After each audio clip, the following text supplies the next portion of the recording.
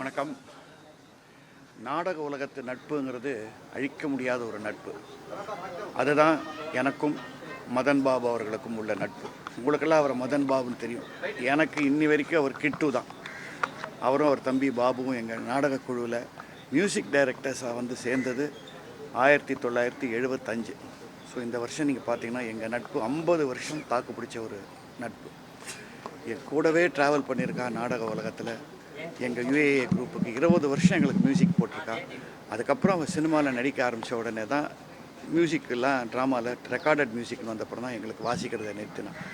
ஆனால் இன்னி வரைக்கும் எனக்கு ஒரு இளைய சகோதரராக தான் இருந்திருக்கான். போன வருஷம் கூட என் ஃபங்க்ஷன்ஸ்க்கெல்லாம் வந்திருந்தான்.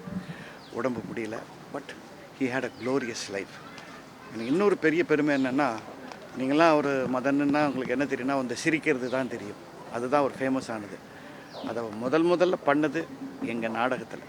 ரொம்ப படிச்சிட்டேன் சார், நாங்கள் ஒரு நாடகம் போட்டோம். அப்போ அந்த ஒத்திகை நடந்துகிட்டு இருக்கும்போது இந்த மாதிரி ஒரு சின்ன பிட் அவள் மியூசிக்குக்காக வந்தான். இதை பண்ணி காமிச்சானுக்கு. நான் சொன்னேன், கிட்டு ரொம்ப நல்லா இருக்குது, இதை ட்ராமாவில் சீனாக சேர்த்துக்கலாமான்னு. என்ன மகேன், என்னை வாடா போடான்னு தான் கூப்பிடுவான். கடைசி வரைக்கும் அப்படி தான் கூப்பிடுவான். இது வந்து சேராது கதையோட. நீ ஏன்டா கவலைப்படுற, நான் சேர்த்துக்கிறேன் கதையோடன்னு சொல்லி ஆர்கெஸ்ட்ரா பிட்லேருந்து வாசிச்சுட்டு அப்படியே மேலே ஏறி வந்து நாடகத்தில் இந்த சிரிக்கிற சீன் ஒன்று பண்ணுவான் எங்களுக்கு. அது அப்போ அந்த நாடகத்துக்கு ஒரு பெரிய ஹைலைட்டாக இருந்தது. அது அப்படியே டிவி சீரியலில் நான் யூஸ் பண்ணேன். அதுக்கப்புறம் அப்படியே பாலச்சந்தர் சார்கிட்ட போய் அவர் சினிமாவில் அதுதான் அவனுடைய ட்ரேட்மார்க். அது அவன் ட்ரேட்மார்க்னு சொல்லும்போது அவன் வாழ்க்கையும் அப்படி தான். எதையும் சீரியஸாக எடுத்துக்க மாட்டான். Very jolly fellow. எங்கள் நாடகத்துக்கு அவன் மியூசிக் வாசிக்கும்போது யாராவது நாடகத்தில் தப்பு பண்ணால் முதல்ல காமிச்சு கொடுக்குறது அவன் தான். அவ்வளோ விழுந்து வந்து சிரிப்பான். A man who loved laughter and music. எனக்கு ஒரு டெஃபினட்டாக என் தம்பி கூட என்கிட்ட இவ்வளோ பாசமாக இருந்திருப்பானான்னு சொல்ல முடியாது. அவ்வளோ எனக்கு சப்போர்ட்டாக இருந்தான். அந்த காலத்து ரொம்ப ஒரு டஃப் ஃபெல். இப்போ தான் நீங்கள் அவனை ஒல்லியாக பார்க்குறீங்க, சாலிடாக பார்ப்போம். ஏதாவது சர்ச்சை கிடச்சானா முதல்ல இறங்க அடிக்க போயிடுவான். அந்த மாதிரி ஒரு பிரேவ் ஃபெலோ. எங்கள் ஃபஸ்ட்டு ஃபாரின் ட்ரிப் வந்தது எங்களோட. அமெரிக்காவுக்கு ஃபஸ்ட்டு நாங்கள் போனது கிட்டு எல்லாம் எங்களோட வந்திருக்கான். எத்தனையோ பசுமையான நினைவுகள்.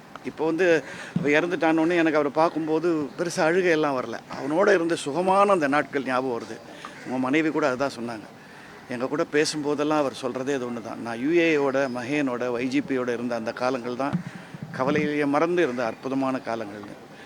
ஸோ அவ்வளோ கவலை இல்லாத ஒரு மனிதனாக இருந்தவன் கண்டிப்பாக இறைவனடி போய் சேருவார்.